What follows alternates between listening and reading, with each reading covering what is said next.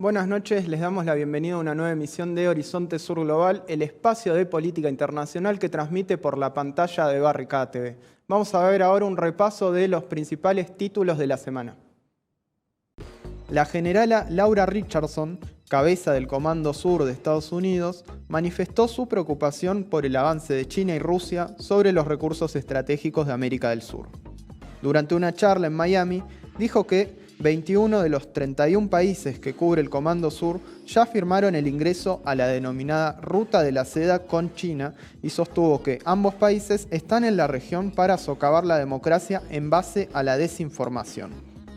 De esta manera, dejó planteado el nuevo enfoque para la región de esta fuerza militar estadounidense, centrado en el Cono Sur, a la par que llamó a aunar fuerza contra Rusia y China. Luego de casi 3 semanas de paro y movilizaciones en Panamá, organizaciones populares y sindicales dieron inicio a un proceso de diálogo con representantes del gobierno de Laurentino Cortizo. Entre los puntos principales a abordar se encuentran el precio de la canasta básica, que piden rebajar en un 30%, así como también reducir el precio del combustible, la energía y los medicamentos. También reclaman la asignación del 6% del PBI a la educación, tomar medidas contra la corrupción y crear una mesa intersectorial de seguimiento de las medidas del gobierno. En la Cámara de Representantes de Colombia, el presidente electo Gustavo Petro tiene 110 de las 188 bancas, en tanto que en el Senado tendrá 63 de los 108. Para alcanzar ese número, esta semana se confirmó el apoyo del partido Unión por la Gente, una fuerza de derecha creada en 2005 para apoyar al expresidente Álvaro Uribe. Los primeros objetivos que busca lograr el pacto histórico, fuerza con la que el ex senador Petro se presentó como candidato, son la reforma agraria y tributaria. Gustavo Petro asumirá como presidente el próximo 7 de agosto. El primer ministro Ranil Wickremesinghe ocupará la presidencia de Sri Lanka por decisión del Parlamento, luego de que Gotabaya Rajapaksa renunciara y huyera del país. Sri Lanka vive una profunda crisis económica y social en el marco de un acuerdo con el FMI, la cual desató masivas protestas que aún continúan en la calle. El nuevo mandatario cuenta con el apoyo del espacio político de su predecesor, pero es rechazado por la población. En su primer día de gobierno, el nuevo presidente ordenó desalojar a los manifestantes que aún se encontraban tomando sedes del gobierno.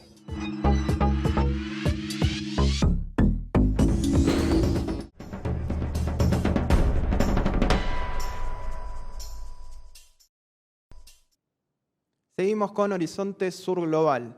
Italia se ve envuelta en una profunda crisis política, económica e institucional. Vamos a repasar brevemente los últimos sucesos.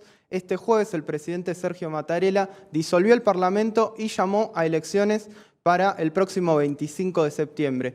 Esto surge luego de que la semana pasada el primer ministro Mario Draghi presentara su renuncia por haber perdido el apoyo del Movimiento 5 Estrellas, uno de los integrantes de la coalición de gobierno. En un principio, el presidente no le aceptó la dimisión al primer ministro y por este motivo fue el Parlamento el que debió decidir la suerte de Draghi. En la votación, además del ya mencionado Movimiento 5 Estrellas, Draghi perdió el apoyo de otros 2 partidos que lo apoyaban en la alianza de gobierno. Estos son Forza Italia y La Liga, 2 partidos de derecha. De esta forma, el único socio de la coalición gobernante que quedó del lado de Draghi fue el Partido Democrático, un partido que se autopercibe como de centroizquierda. Brevemente hay que mencionar que Draghi fue presidente del Banco Central Europeo y que llegó al gobierno hace 18 meses conformando una alianza de distintos colores ideológicos, una alianza conocida como de Unión Nacional. Vamos a intentar profundizar un poco más, entender un poco más lo que está pasando en Italia. Estamos en comunicación con Federico Larsen, él es docente y es periodista. Federico, te agradecemos por esta participación en Horizonte Sur Global. Te quiero pedir en principio que nos cuentes cómo se inicia esta crisis de gobierno y además en qué contexto político se enmarca. Vos lo decías bastante bien, se trata de un gobierno de unidad nacional, ¿no? Un gobierno de unidad nacional que surge hace 18 meses luego de la caída consecutiva de dos gobiernos que se habían formado, gobiernos políticos, ¿ok? El de Draghi, hay que entender, es un gobierno de tipo técnico, es decir, no nace de la voluntad de diferentes partidos políticos que se unen en función de un programa como ha sucedido prácticamente en la historia de Italia, sino que surge de la necesidad de sostener la gobernabilidad luego de una serie de crisis generadas, ¿no?, por los contrastes entre diferentes partidos políticos. Draghi obtuvo el apoyo parlamentario de la enorme mayoría de los partidos que componen el Parlamento italiano, salvo uno, el de Giorgia Meloni, ¿sí? Fratelli d'Italia, de la extrema derecha, pero bueno, sobre la base de un programa que tenía que ver con fundamentalmente llevar adelante la campaña de vacunación, estamos hablando de febrero de 2021, y llevar adelante toda la burocracia necesaria para poder obtener por parte de la Unión Europea los fondos de resiliencia, unos 240.000 millones de euros, realmente una cantidad muy importante de dinero, justamente para enfrentar el post-pandemia. En el interín surgieron una serie de problemas desde el punto de vista político, surgieron inclusive nuevos eventos, ¿no?, en el ámbito político nacional e internacional que requirieron por parte del gobierno tomas de posiciones que fueron desgastando la unidad que se había creado en un momento detrás de Draghi. Fundamentalmente, bueno, la guerra en Ucrania, con todo el corolario ligado a la crisis energética, ligado a los problemas económicos que conllevó justamente el comienzo de la invasión rusa en Ucrania y sobre todo el posicionamiento tan explícito de la Unión Europea, ¿no?, en enviar armas, en enviar cooperación hacia Ucrania, adentro de la coalición, de la gran coalición que sostenía Draghi. Ese tipo de decisiones empezaron a desgastar la confianza, ¿no?, el pacto de confianza, dijo Draghi en su discurso, que sostenía la acción de gobierno. El primer partido que empezó a tomar distancia fue justamente el Movimiento 5 Stelle. El Movimiento 5 Stelle es un movimiento que surgió hace más o menos una década como movimiento antisistema. Era justamente el movimiento que se oponía a acá ahora es famosa esta expresión, la casta política. Y Mario Draghi, es la expresión de la casta política europea, es el expresidente del Banco Central Europeo que llevó adelante la política de ajuste que respondió a lo que fue la crisis del año 2008 en Europa.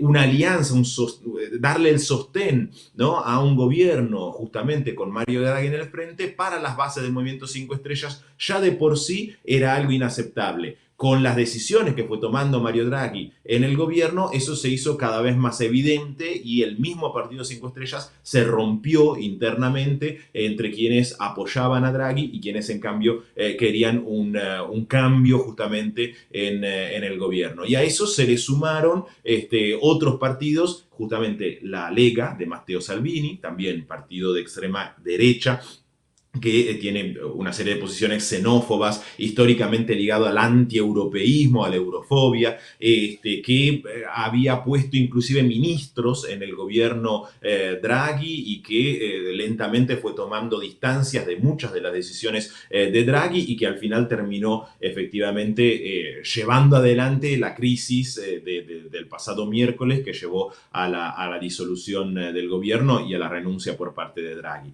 Ahora nos vamos hacia una campaña electoral a donde todo lo que sucedió durante el gobierno Draghi, ¿cómo se puede decir?, en la discusión entre los partidos y adentro de los partidos, queda explícito, queda ante el electorado y claramente la desconfianza que ya existía hacia los partidos políticos después de todo lo que sucedió en las últimas 2 semanas y todo el trajín que llevó a la caída de Draghi, le resta aún más, ¿no?, capacidad de convencimiento a la mayoría de los partidos políticos italianos.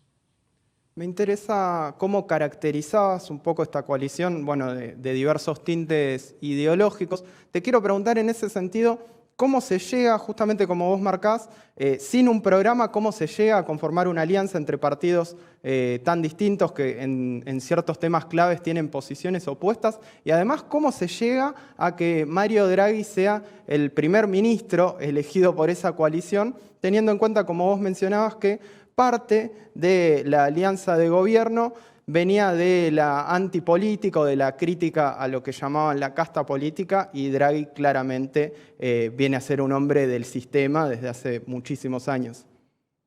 A ver, hay un elemento que es fundamental para entender lo que sucede en Italia, que es tener en cuenta cómo funciona el sistema político italiano.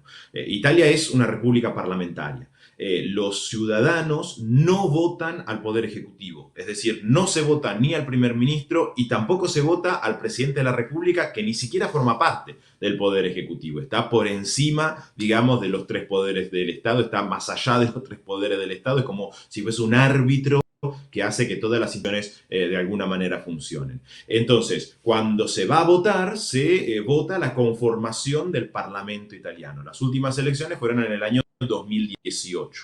El partido más votado en el año 2018 fue justamente el Movimiento 5 Estrellas, que de alguna manera se convirtió a partir de ese momento en el pivot, ¿no? En el partido que tenía en sus manos la posibilidad de generar una alianza con otros partidos para generar la mayoría necesaria.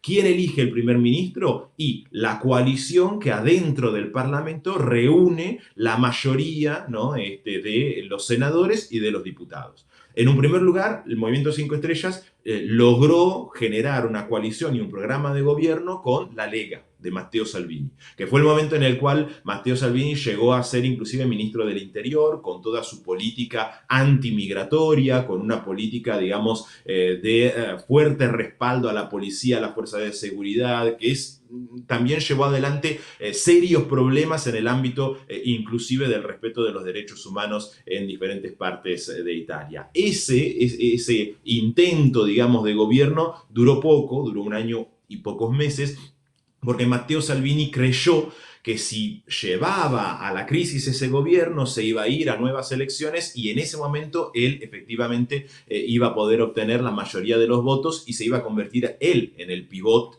para definir, ¿no?, cuál iba a ser la dirección del nuevo gobierno. No sucedió eso, se dio una nueva coalición entre el Movimiento 5 Estrellas, el Partido Democrático, otros pequeños partidos que le dieron una mayoría muy pero muy finita a un nuevo gobierno de Antonio Conte, nuevamente con el Movimiento 5 Estrellas como principal partido. Ese experimento también falló, es decir, que desde 2018 tenemos ya 3 crisis de gobiernos. 3 veces cayó el gobierno en Italia desde 2018, que es un dato que a veces cuando se lo analiza desde las repúblicas presidenciales latinoamericanas llama mucho la atención, que en solamente 4 años, ¿no?, se haya cambiado 3 gobiernos consecutivamente, es muy llamativo. Ahí, luego de la segunda caída, es cuando efectivamente todo el arco político se pone de acuerdo para evitar ir a nuevas elecciones. ¿Por qué? Porque la política italiana estaba muy desgastada de cara a la opinión pública y sobre todo porque estábamos todavía en el momento de recuperación de la pandemia. Recordemos que Italia fue uno de los focos mundiales de la pandemia, fue uno de los lugares a donde el coronavirus, la crisis sanitaria golpeó más fuerte y erosionó muy fuerte también las instituciones. Y era un momento donde se entendió, o el presidente de la República, que es justamente el árbitro, que es el que tiene que analizar la situación y definir hacia dónde ir, entendió que llevar a el país a nuevas elecciones en un momento de zozobra como el de la pandemia era algo que había que evitar a toda costa. Así lo entendieron también la mayoría de los partidos y se buscó esta solución que no es nueva, es la tercera vez que sucede en la historia reciente de Italia, que es ir a buscar a alguien que no pertenezca a ninguno de los partidos que está dentro del Parlamento, Mario Draghi. Mario Draghi no tiene carrera política, es un economista, es un técnico, ¿no? Por eso se le dice un gobierno técnico y de unidad nacional. Porque se fue a buscar a alguien que nada tenía que ver con la historia política italiana, sí claramente tiene una visión muy, pero muy explícita. Fue el presidente, repito, del Banco Central Europeo, es decir, con todas las decisiones que tomó el Banco Central Europeo en su momento, para dar una idea de lo que sucedió en Grecia, ¿no? Por ejemplo, con Tsipras, de lo que sucedió en España, de lo que sucedió en Portugal, la famosa Troika, ¿no? La alianza con la Comisión Europea y el Fondo Monetario Internacional para enfrentar las crisis de deuda del año 2008. Es decir, claramente no pertenece a ningún partido, pero también tiene una ideología bien marcada, ¿no? Mario Draghi, una visión bien marcada de lo que sucede en Europa y de cómo enfrentar los momentos de crisis. Bueno, se fue a buscar a Draghi y obtuvo efectivamente el apoyo de la mayoría de los partidos políticos. Esto no fue gratis en el partido más votado, que era el Movimiento 5 Estrellas, que era justamente el movimiento supuestamente antisistema. El Movimiento 5 Estrellas, desde las elecciones de 2018 hasta hoy, perdió el 54% de los diputados que habían sido elegidos con el Movimiento 5 Estrellas, cambiaron de partido o se fueron a grupos independientes o armaron grupos formados por un solo diputado, y el 46% de los senadores. Es decir, se desmembró el partido, se partió, de hecho, el que fue canciller hasta la semana pasada fundó un nuevo partido, y venía del Movimiento 5 Estrellas, Luigi Di Maio, que también era uno de los principales líderes del Movimiento 5 Estrellas. Es decir, en ese espacio político claramente hubo una crisis que en buena parte explica también por qué el experimento de Mario Draghi no funcionó. El principal partido, el que tenía la mayor cantidad de diputados, la mayor cantidad de senadores, se fue desmembrando y perdió peso político el experimento técnico, ¿no?, del gobierno de unidad nacional. Te quiero preguntar un poco, Federico, por la situación internacional. Al principio de la entrevista mencionabas el conflicto en Ucrania como uno de los temas disruptivos dentro de la coalición gobernante. Más allá de esto, hay una crisis global a raíz no solo del conflicto, sino también de las sanciones que Occidente le impuso a Rusia, que eso generó una serie de desastres económicos en distintos países del mundo. Te quiero preguntar en ese sentido cómo afecta toda la situación alrededor del conflicto de Ucrania al país, a Italia, y en este sentido, bueno, leer un poco contarnos un poco más cuál fue la postura del gobierno en relación al conflicto con Ucrania y cómo se lo puede leer de cara a las elecciones, ¿no? Teniendo en cuenta que vos caracterizabas que hay determinados espacios de extrema derecha que se intentan diferenciar de las posturas europeas. Sí, a ver, voy a tratar de resumirlo lo más posible. Italia alcanza con mirar simplemente un mapa de Europa. Italia es un portaaviones sobre el Mediterráneo. ¿Sí?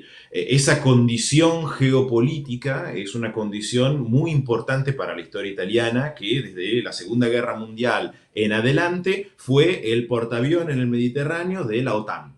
En Italia hay bases militares de la OTAN, hay bases militares de los Estados Unidos que fueron muy importantes y activas en diferentes momentos de la segunda mitad del siglo pasado. Italia tuvo un rol clave en el ámbito de la Guerra Fría. Italia tenía el partido comunista más grande de toda Europa occidental, que ganaba sistemáticamente todas las elecciones desde los años 50 en adelante, y sin embargo, justamente por el conglomerado, por la forma que tiene el sistema político italiano, jamás pudo gobernar en Italia, porque todos los demás partidos formaban coalición para obtener la mayoría y evitar justamente que el Partido Comunista pudiera tener algún tipo de cargo ejecutivo. Entonces, Italia tiene una historia con respecto a su cercanía al atlantismo, la OTAN, los intereses también de los Estados Unidos partidos en Europa Occidental muy, pero muy importante.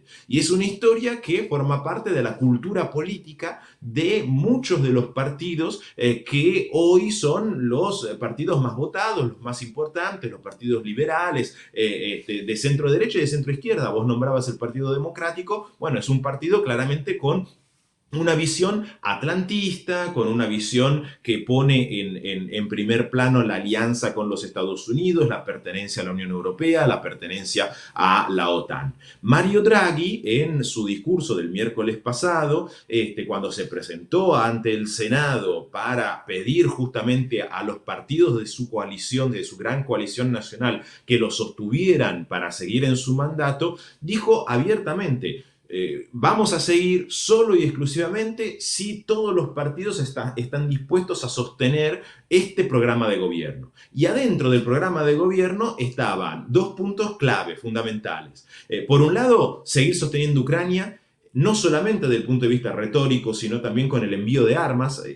Italia está enviando armas a Ucrania, como muchos otros países de la Unión Europea. Y por el otro lado también reafirmar el compromiso con la alianza con los Estados Unidos y con la Unión Europea, ¿no? En clave claramente antirrusa.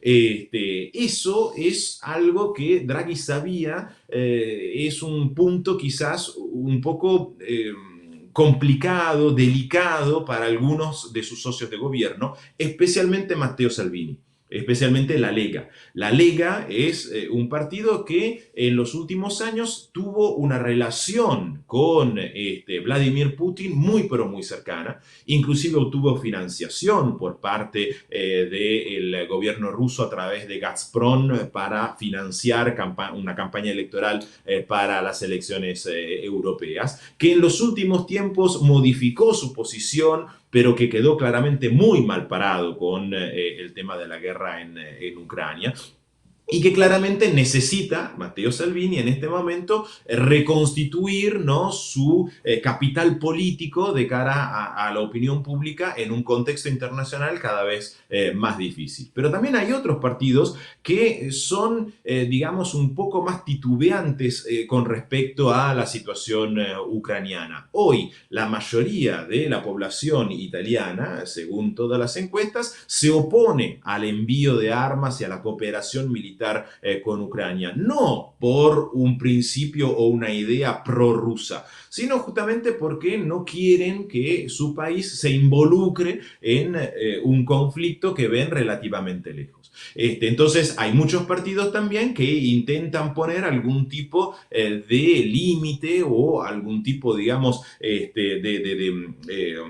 digamos, de contradicción en la idea de seguir financiando, de seguir sosteniendo con armas a Ucrania. Ahí evidentemente no hay del todo unidad, ¿no?, con respecto a eso. Pero después hay otro tema que es muy importante. Así como Italia es una portaaviones sobre el Mediterráneo, Italia también es la puerta de entrada de la mayoría del gas que viene del norte de África, fundamentalmente de Argelia, de Libia, y también es la puerta de entrada de los gasoductos que provienen del Cáucaso, ¿no?, y que llegan trámite los Balcanes, ¿no?, hacia el sur de Italia. Entonces, es muy importante para la Unión Europea que Italia tenga un gobierno sólido, que Italia tenga un gobierno respetado internacionalmente y que pueda sentarse a negociar, como lo ha hecho el mismo Draghi la semana pasada, ¿sí? En el medio de la crisis de gobierno, Draghi fue a Argelia a negociar con las autoridades argelinas un aumento de la importación de gas hacia la Unión Europea, justamente para sustituir el gas ruso que está bajo sanción por parte de la Unión Europea, aunque las sanciones al gas sería un capítulo aparte, ¿no? Son un poco más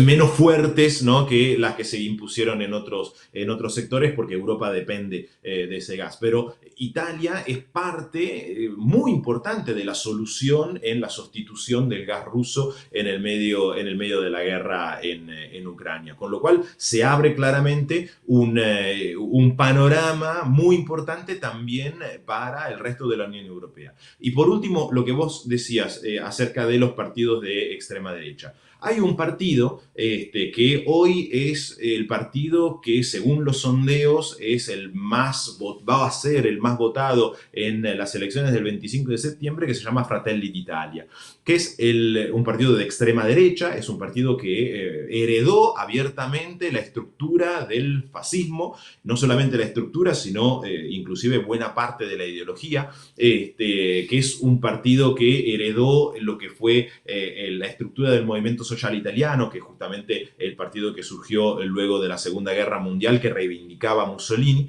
y que hoy por hoy es el partido que, según todas las encuestas, bueno, puede llegar a ganar las próximas elecciones. Es el único partido que no sostuvo Draghi, y es el único partido de la extrema derecha europea, o por lo menos de los que tienen posibilidad de llegar a cargos ejecutivos, que tomó una posición diferente con respecto a la guerra en Rusia y desde el primer momento se opuso a la invasión rusa de Ucrania e inclusive dio su respaldo, ¿no?, a la política de Draghi de financiar y de llevar armas hacia Ucrania.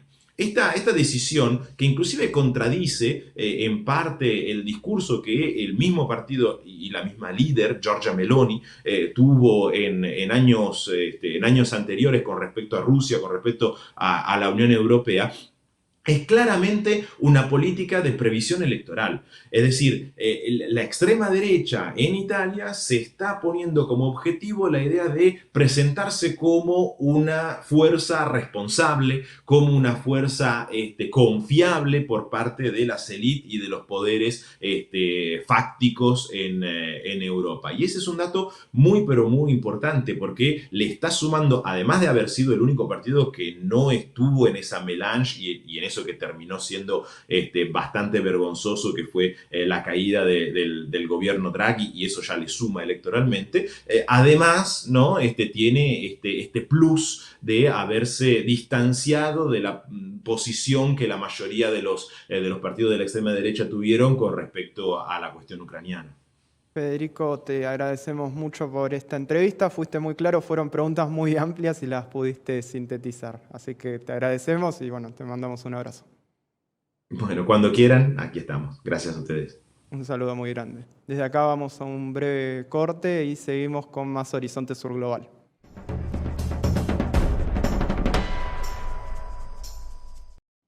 Seguimos con Horizonte Sur Global por la pantalla de Barricada TV. Vamos a tener, como todos los viernes, la columna de los compañeros y compañeras de ARG Medios. En este caso, como casi siempre hay que decir, está la periodista Ana Dagorret, que nos va a hablar sobre Brasil y sobre un comunicado de la Embajada de Estados Unidos respecto a las elecciones en Brasil. Ana, ¿cómo andás?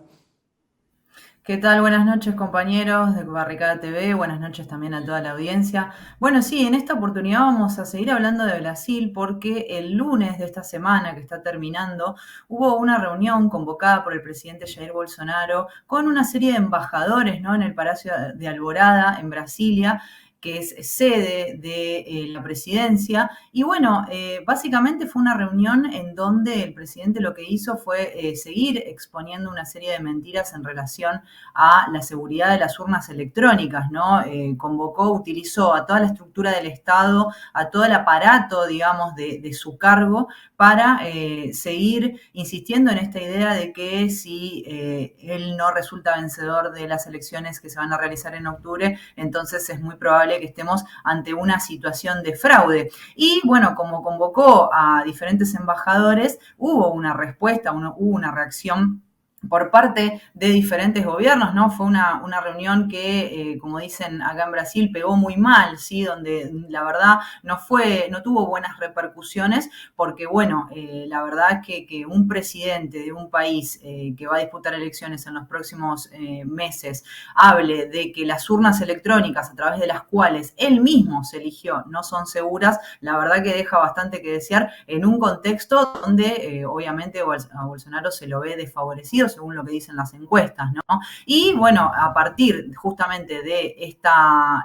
reunión que convocó Bolsonaro el lunes, hubo una respuesta por parte de diferentes países, precisamente hubo una respuesta por parte de la Embajada de Estados Unidos en Brasil. Lo que hizo la Embajada fue lanzar una nota oficial en donde manifestó que el sistema electoral de Brasil, las urnas electrónicas en Brasil, son un ejemplo para el mundo, lo cual viene a ser como una respuesta, ¿no?, a los intentos de Bolsonaro de deslegitimar el sistema, como les decía, por el cual él mismo se eligió tanto presidente como diputado en diferentes ocasiones. Entonces, esta es una respuesta que, digamos, tiene un peso muy, muy importante dentro del país, dentro de la actividad política del país, y que, bueno, que de alguna manera nos está mostrando cuál va a ser el porvenir de cualquier intento de desestabilización por parte del presidente, ¿no? Ana, en este sentido, más allá del detalle que vos bien describís de este conflicto, este comunicado de la Embajada de Estados Unidos, que no deja de ser un comunicado de la Embajada sobre el sistema electoral de Brasil, ¿este comunicado se puede leer en un contexto de mayor injerencia del país del norte en Brasil? Sí, a ver, hay una cuestión que es interesante destacar en relación a la injerencia de Estados Unidos, ¿no? En otro contexto, como bueno, hemos visto a partir del 2013 o incluso en el año 64, en el que Brasil sufrió un golpe de Estado, un golpe militar, esa injerencia era bastante estricta, ¿no? Lo que surgía de la embajada, lo que surgía del Departamento de Estado era la regla a seguir. En este contexto, es una regla a seguir también, porque lo que viene a significar es que, de alguna manera, cualquier intento de desestabilización, cualquier intento de, digamos, retención del poder por parte del presidente, no va a ser escuchado, no va a ser apoyado por Estados Unidos, ¿no?, que es el segundo socio comercial de Brasil, y que, bueno, por supuesto, tiene un peso no solo económico, sino político muy grande, tanto en Brasil como en toda la región, ¿no? Entonces, si bien es importante tenerlo en cuenta como un acto de injerencia o no injerencia, también lo que nos viene a mostrar esta situación es que para Estados Unidos, para la embajada, para el Departamento de Estado, tanto Bolsonaro como Lula, independientemente de quién gane, para ellos no hace como diferencia, ¿no?, en relación a la estrategia que ellos tienen con Brasil y para con la región. Entonces, digamos, si bien es una lectura que se puede hacer a partir de, bueno, cuál es la injerencia que Estados Unidos tiene en la región, en este caso particular lo que nos viene a mostrar es que no habría apoyo de parte de la embajada, de parte de Estados Unidos como país, como hegemón, para que Brasil viva una interrupción democrática, ¿no?, como quieren llevar adelante los militares que conforman el gobierno Bolsonaro y el propio Bolsonaro, que no es solo una cuestión de poder por el cual él quiere mantenerse en el cargo, sino obviamente por una cuestión de impunidad. El estar en el cargo le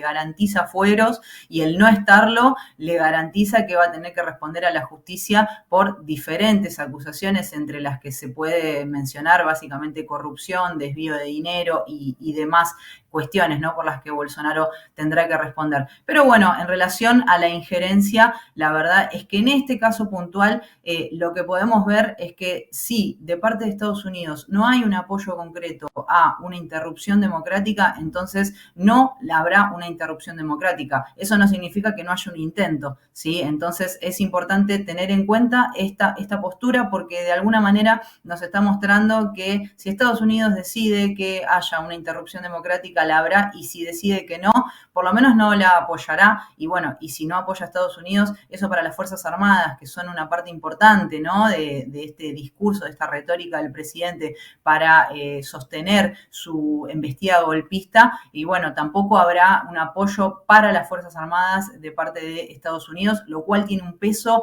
estratégico muy, muy importante. Y bueno, es importante tener en cuenta que al no haber este apoyo, entonces, bueno, las posibilidades de que se concrete un golpe de Estado, como así lo quiere el presidente Jair Bolsonaro, y la verdad que empiezan a desvanecerse. Como les decía, no significa eso que no haya un intento de golpe, pero bueno, por lo menos no habrá el apoyo internacional, principalmente de Estados Unidos, para que esto suceda. Ana, muy bueno como siempre, te mandamos un abrazo grande. Abrazo compañeros, hasta la próxima. Hasta la próxima. Y desde acá nos despedimos. Gracias por estar del otro lado. Síganos como todos los viernes por la pantalla de Barricada TV. Chao.